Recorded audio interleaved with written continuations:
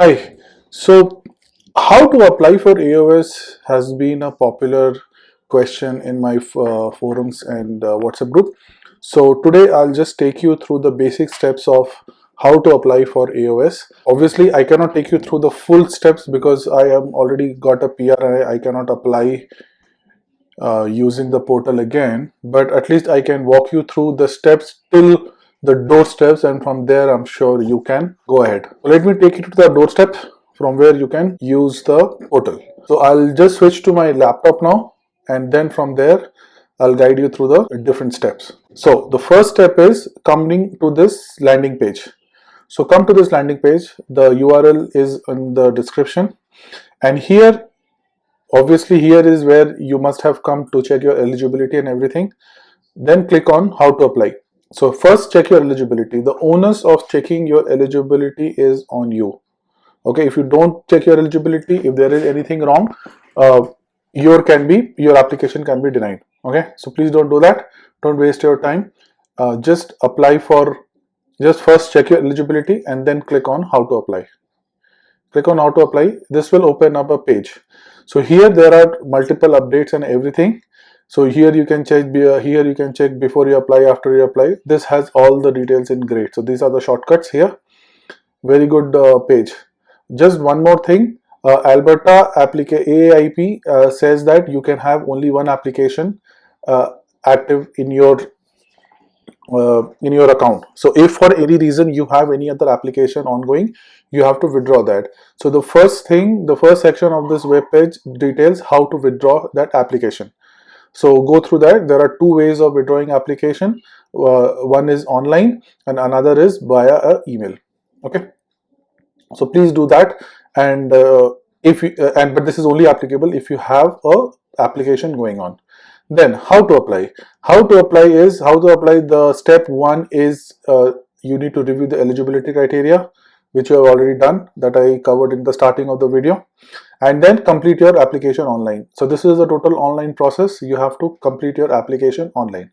So then click on this online portal link. Okay, now I am already registered to the portal, so I will just take you through as I told, I will take you to the doorstep of the portal where you can see how to start the application, and then I'm very sure you guys are intelligent enough to continue. So click on Aaip portal. It takes you to a landing page, and then sign in. Okay, so this signs you in. I have already signed in, so I'm just kind of looking into it. Okay, so I'm now signed in. So now that I'm signed in, here are the multiple things that I can do. Let me create a new application. Okay, this is a new application that I'm creating. Okay, create an application, and then Alberta opportunity stream. Click here. Okay, obviously you must go through the selection criteria, and then there is a very good document checklist which I will also cover. I'll just open it in a different tab so that I can review it with you later. Okay, continue. Once you click on continue, just accept that you have read all the conditions, and that's it. Click on continue. Okay, so here some of the details of your application from the profile will be filled in, like your name and surname. This would be filled in. Then you will have to submit all the forms from section A to S. Okay, very clear. This is the doorstep I was talking about. Obviously I cannot fill this application again, but I hope this will help you. This can add from this point onwards, I think most of us can continue.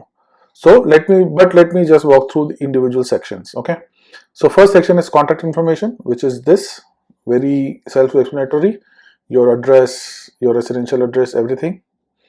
Next section is work experience. Here you are detailing out your work experience. So whatever work experience you are claiming, you detail it out over here. Next is trade occupation information. If you are working for a trade, then you need to complete this form.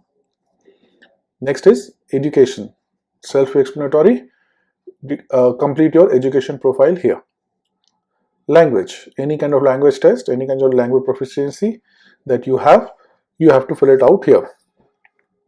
If spouse and dependent, your spouse and your children, if you have any, you have to detail it out over here.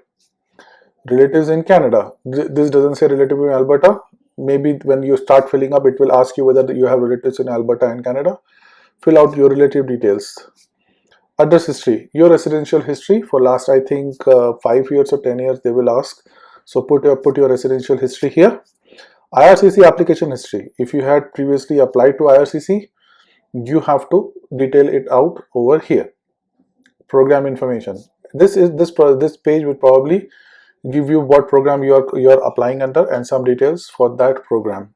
So you provide that details over here.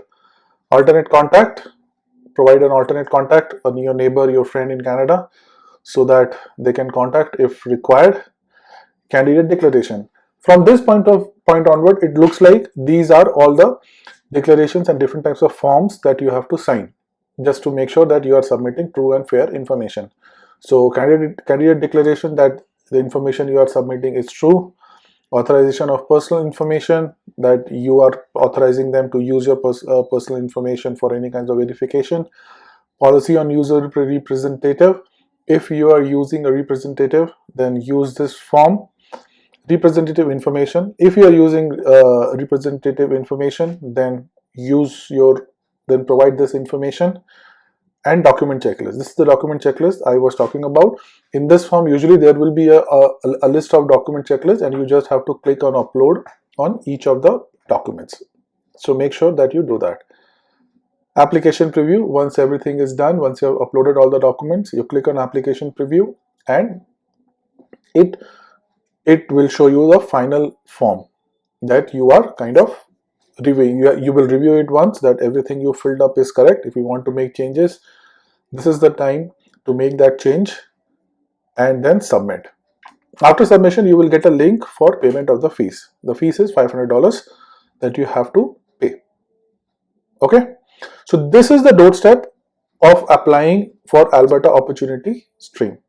Okay, now when you are applying, I think the most important section here looks like document checklist. So let me walk you through the document checklist also.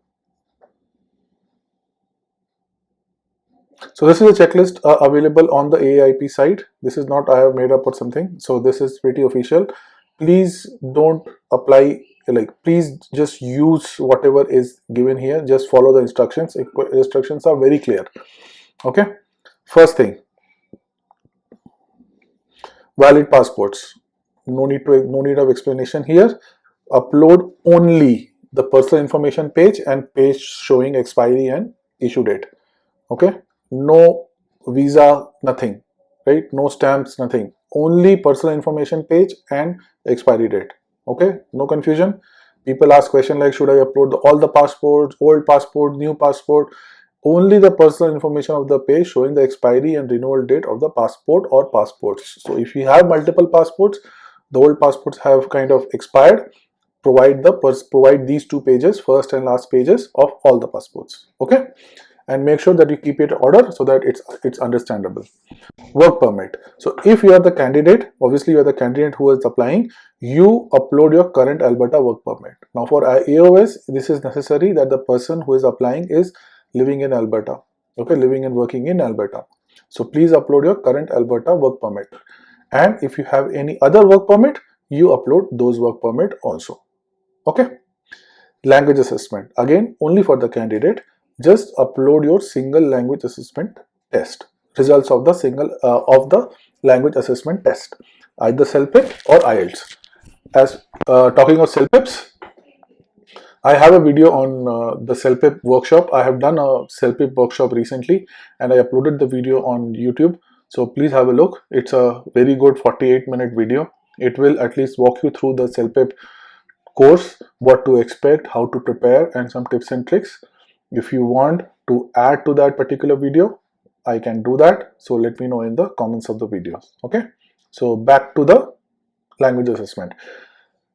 Document checklist. So language assessment. So only for the candidate, and here it very clearly says do not include language assessments for any family members. So again, very clear. only for you, not for your family members. This is not ITA. Okay.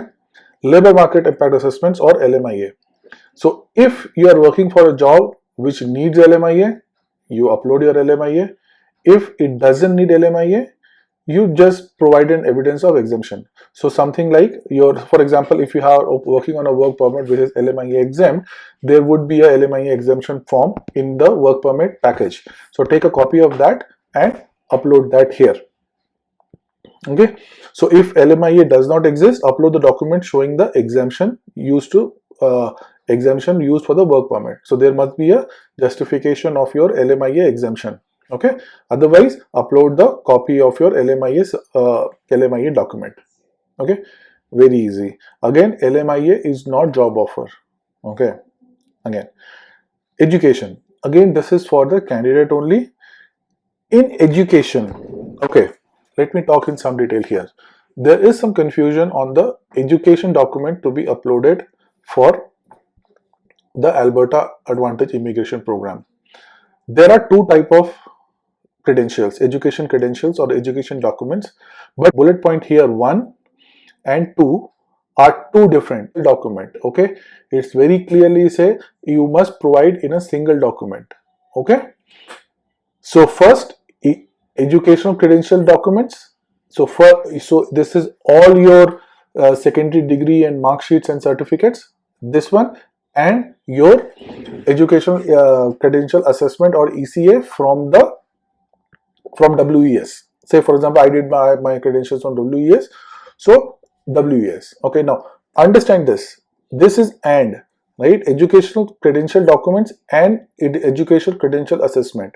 So you will have to provide all the mark sheets and certificates from your degrees. Okay, this is very important, and a ECA, but it should be in a single document, which means that you scan everything and then upload it all together. Okay, I hope this is clear now. This is the confusion for many people. Okay, next, pay statements. So again, very self-explanatory. Upload your statement of earning, pay stubs for last 3 months. So if you are already working in Alberta or Canada and you are getting paid twice a month, so 6 statements. This is not 3 pay stubs. This is 3 months. Okay. This is very clear, just how to upload your pay statement. This is nothing to, this has something what you should not upload. Don't upload anything. Upload official pay statements for 3 months. Okay. Employment reference letter. Again, this is for candidate only. You have to upload your reference letter for your full-time experience. Okay. So either 12 months of work experience in Alberta or 18 months of experience in the last 24 months in rest of the world, or 1 year of experience in Alberta, or 1.5 years of experience in last 2 years. Okay. If you have a PGWP, then you have to your field of study and your work should match. Okay. And for PGWP, I think you need to upload only 6 months of work experience in the last 18 months, in the last 1.5 years. Okay. This bullet point is very important as to what your job offer needs to have. Your reference letter must be on a company letterhead, contain job title, salary, period of employment, hours of work per week, 40 hours or 30 hours or more, main job duties that you perform, education, skills, work experience, and your contact. So this is a very easy reference letter. Most of your employers that you work for will have a format for this reference letter. In this video description, you will see a link for a documents folder where I have kept the samples of some of the documents which worked for me. You can use that also. Okay, let's go ahead. Alberta job offer. Okay, now this is very important.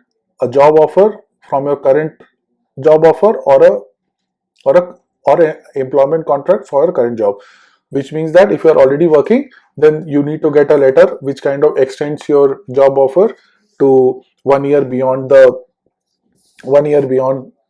PR, Or if you have a job offer fresh, you upload a fresh job offer from a Alberta employee. Okay, again, this is AOS for only for people who have a job in Alberta, who are living and working in Alberta.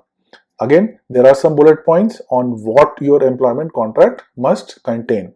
Please read through this and make sure that your job offer at least addresses these points. It might not be in this kind of a format of bullet points, but it should be there on your letter. So when the immigration officer is reading your letter, he should be able to find these details on the letter. Again, on the document folder that I have a link for a sample job offer letter. Okay, then there are some sections here you can read through only for there are some forms required if you're working in a trade. I'm just skipping through that section, and then there is a form required if you are using a representative. So then there are a couple of forms or authorization forms that you need to fill up and sign. Okay, so I hope this session was useful to you in understanding two things. Number one, how to apply for Alberta AOS, and number two is the documentation requirement for AOS. Okay, I already had a video for this in the earlier section, but take this as more of a refresher course on the AOS. Okay, this is it from my side, and if you have any questions, reach out to me on the comments and I will try and answer your questions. Thank you. Bye bye.